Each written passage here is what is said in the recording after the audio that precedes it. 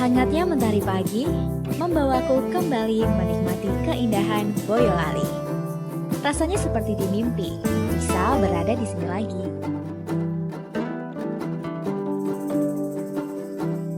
Kekagumanku akan Boyolali memang sulit untuk aku pungkiri. Terima kasih Tuhan, kusyukuri keindahan yang telah Engkau beri.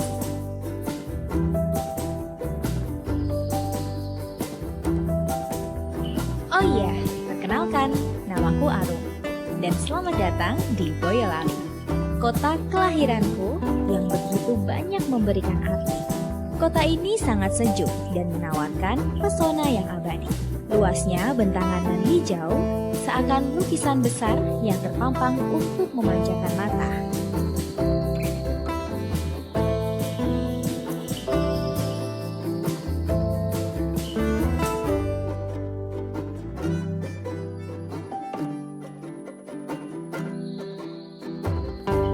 Tempat kelahiranku ini terletak di antara kaki Gunung Merapi dan Merbabu. Oleh karena itu, bentuk permukaan Kabupaten Boyolali sangatlah variatif, mulai dari permukaan datar sampai dengan pegunungan. Kontur tanahnya pun sebagian besar bergelombang dan juga berbukit.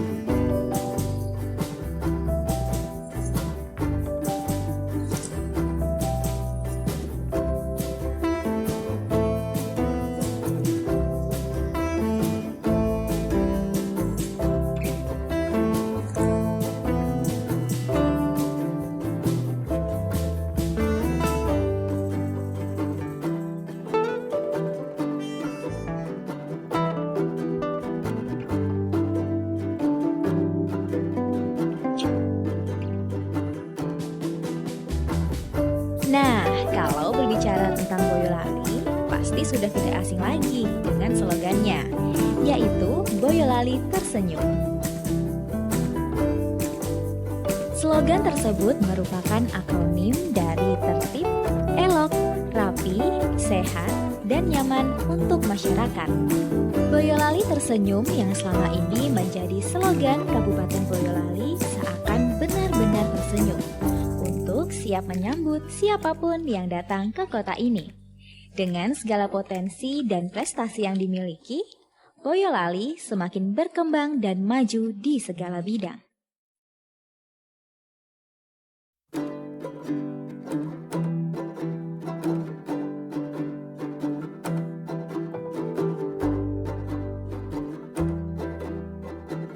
Perjalanan ini kuawali dari Boulevard Soekarno, sebuah jalan utama untuk menuju ke kompleks perkantoran terpadu. Menurut informasi yang sudah aku baca, didirikannya monumen ini sebagai bentuk penghormatan terhadap Presiden pertama Republik Indonesia, Insinyur Soekarno.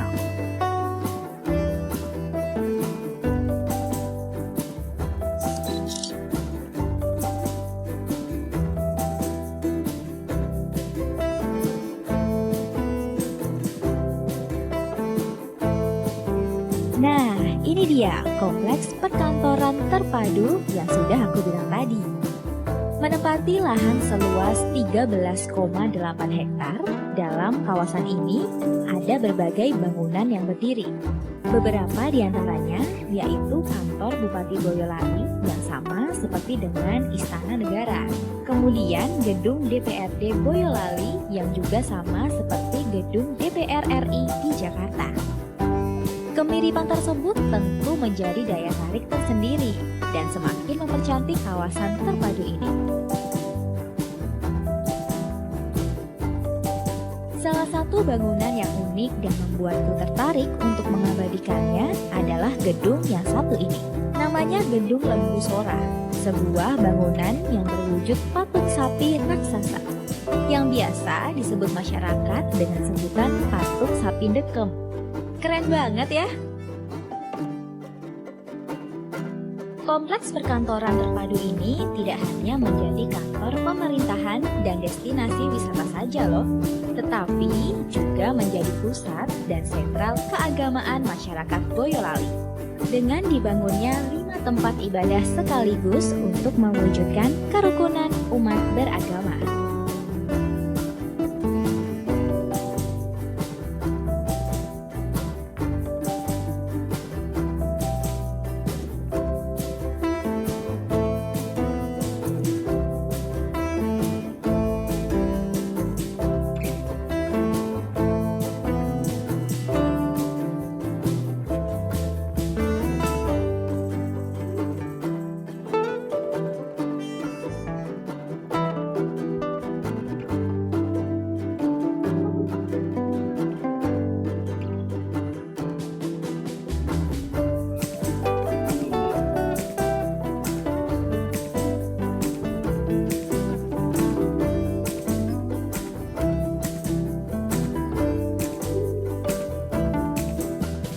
Setiap kota di Indonesia tentu mempunyai ikon penting yang menjadi penanda kotanya.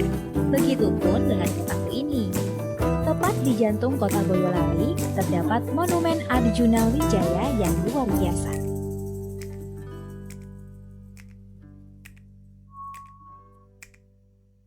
Monumen yang menggambarkan langkah Boyolali menuju kejayaan itu terus menyedot perhatian dan menjadi kebanggaan masyarakat Boyolali.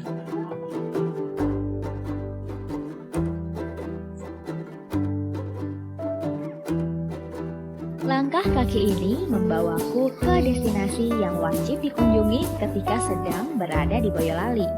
Apalagi bangunannya yang terlihat unik, seperti Museum Louvre di Paris, Prancis. Ya, Museum R. Hamong Wardoyo. Museum ini menjadi alternatif wisata sekaligus sarana untuk lebih mengenal Boyolali yang dulu hingga kini.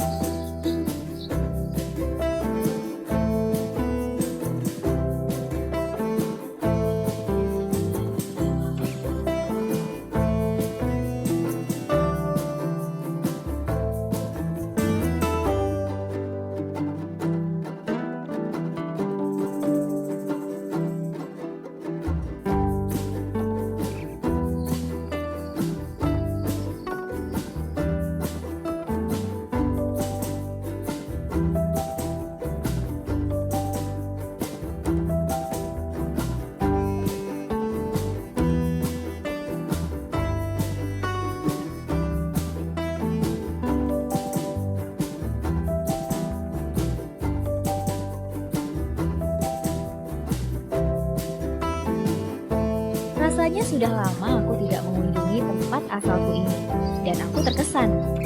Ternyata Boyolali semakin berbenah diri.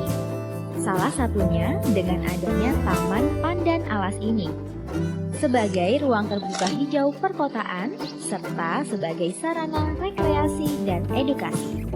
Taman ini bisa dinikmati oleh semua kalangan, baik anak-anak hingga orang dewasa. Menyenangkan sekali ada di sini.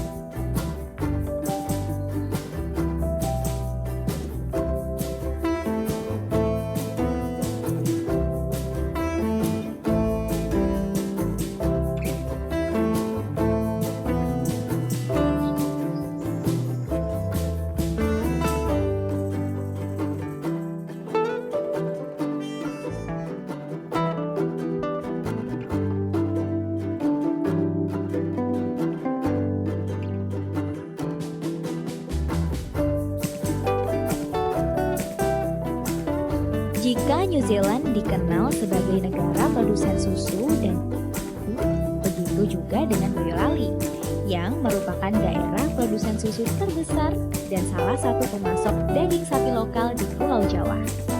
Tidak heran jika kota asalku ini dijuluki sebagai New Zealand Van Java atau Selandia Baru dari Jawa. Keren ya?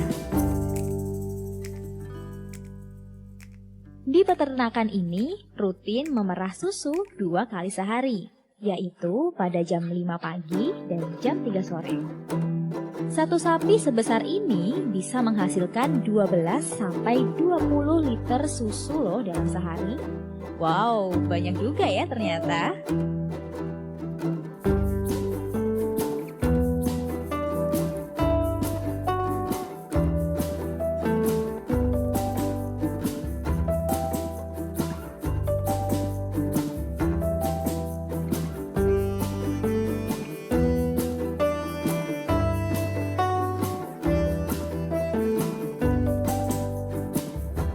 Aku beruntung sekali, senang rasanya dapat membantu peternak memberi makan sapi, sekaligus merasakan sensasi baru dengan memerah susu sendiri.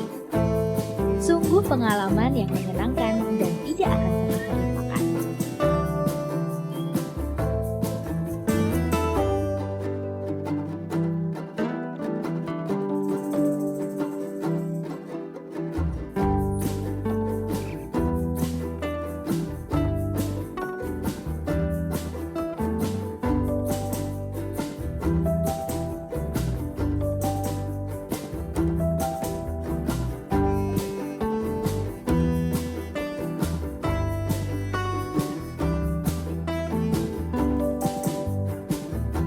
Kalau ingat Boyolali, pasti ingat akan susunya yang melegenda. Oh iya, ternyata susu bisa diolah menjadi berbagai produk olahan loh. Salah satunya adalah olahan keju. Nah, di Boyolali ada pabrik keju pertama di Jawa Tengah. Namanya Pabrik Keju Indrakila. Pabrik keju ini mulai berproduksi pada tahun 2009 dan produk kejunya mulai dijual pada tahun 2010 silam. Pabrik ini memang belum begitu besar, peralatannya pun juga masih sederhana. Tetapi jangan salah, dalam sehari pabrik ini bisa mengolah 1 ton susu segar menjadi 150 kg keju dengan berbagai varian rasa. Salah satunya adalah keju mozzarella.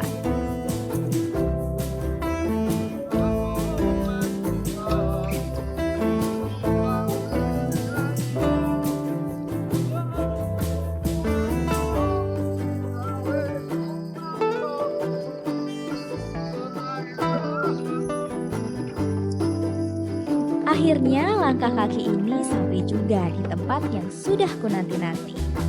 Di Desa Selo ini ada banyak sekali seni tradisi dan juga budaya yang ada sejak zaman Belanda. Salah satunya seperti yang aku jumpai ini, namanya tari topeng ireng atau reok topeng ireng. Aku sendiri kurang tahu sih kenapa tarian ini dinamakan tari topeng ireng. Tapi yang pasti tarian rakyat ini merupakan wujud kesenian tradisional yang memadukan syiar agama Islam dan ilmu bela diri atau pencaksilat.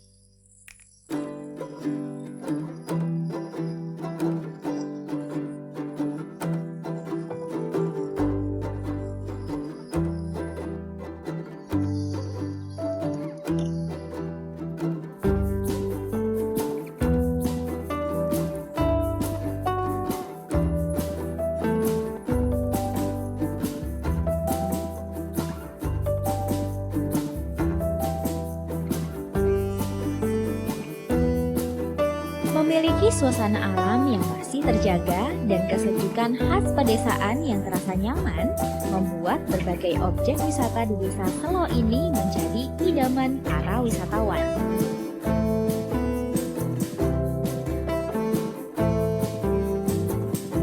Salah satunya adalah objek wisata alam Sutra. Keseluruhan menara ini dibuat dengan tiang bambu yang dipadu-padankan dengan kayu. Satu buatku tertarik untuk datang ke tempat ini karena Menara Alam Sutera ini didesain seperti Menara Eiffel di Paris, Prancis. Tidak hanya itu saja, dari atas sini aku bisa menikmati segarnya udara pegunungan dan juga pemandangan perkebunan yang begitu menawan.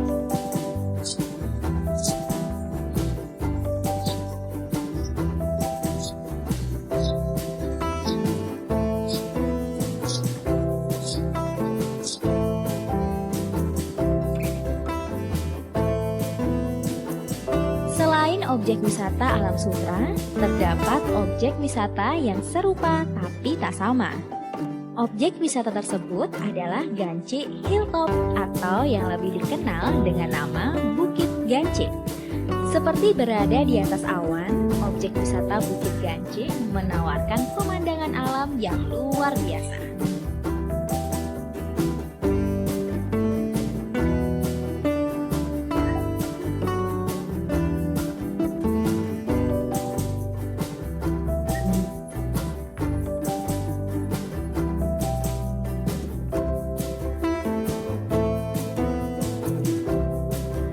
Masih teringat jelas kala erupsi Merapi pada 2010 silam. Erupsinya memporak-porandakan segala yang ada di sekitarnya, tak terkecuali dengan objek wisata ini. Namun, objek wisata Selo kini menjadi objek wisata New Selo yang lebih tertata dan mempesona.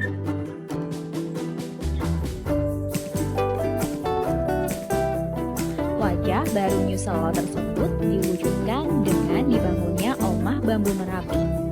Nah, jika beruntung dari tempat ini bisa melihat elang Jawa yang terbang bebas di angkasa.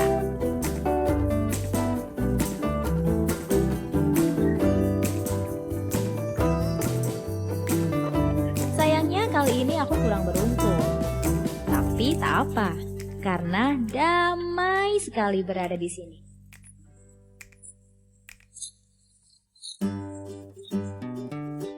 Sembari menikmati suguhan panorama alam yang luar biasa, sekaligus mensyukurinya sebagai berkah dan nikmat dari Sang Pencipta.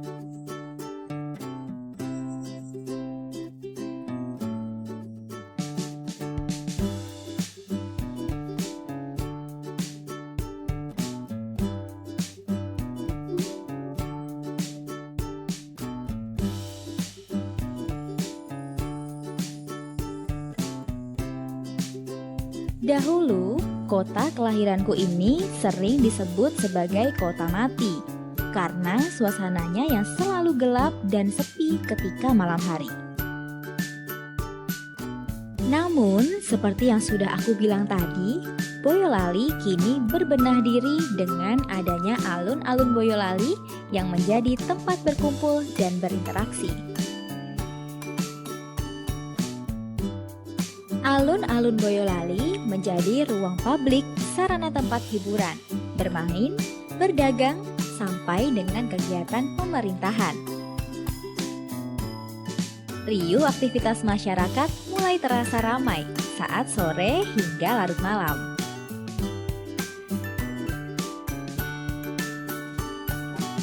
Kini, kota kelahiranku tak lagi sepi. Menikmati segala keindahan yang disuguhkan Boyolali menjadikan pengalaman yang sangat berarti. Semoga Boyolali menjadi destinasi yang selalu dinanti untuk dikunjungi.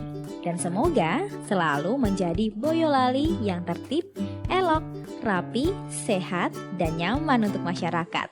Seperti slogannya, Boyolali tersenyum.